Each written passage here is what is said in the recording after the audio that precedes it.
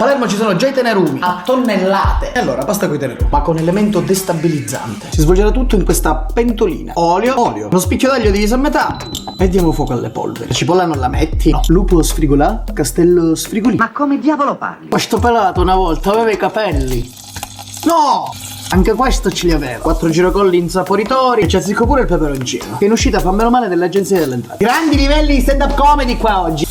I tenerumi sono i germogli della zucchina lunga, ma lunga quella lunga proprio. Io li ho già tagliati e lavati. Ha anche qualche gambo, un trafiletto di sale e altri 2 girotondi. Qui è passito tutto, ma non troppo. Esattamente come me, annaffiamo tutto quasi.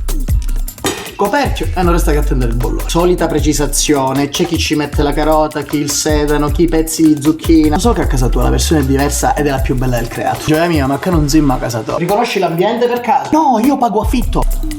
No, le luci! Che palle! Guarda la termodinamica. Sì, ma è un po' troppo termodinamico il caso. Pasta spaghetti rigorosamente fratturati. Oh my god. Fai spaghetti, idratatevi. Se in Gianamano ci sono cinguita, in Giaduano ci sono decita. Quanto ida ci sono da Recimano?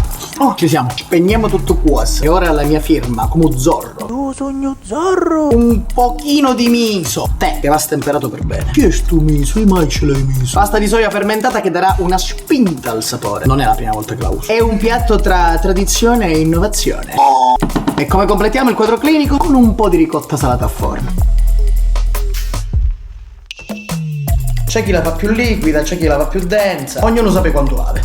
Il brodo si succa. Quel miso ci sta una ciumma. Devo dirvi che è buona. Certo che è buona, l'ho fatta io.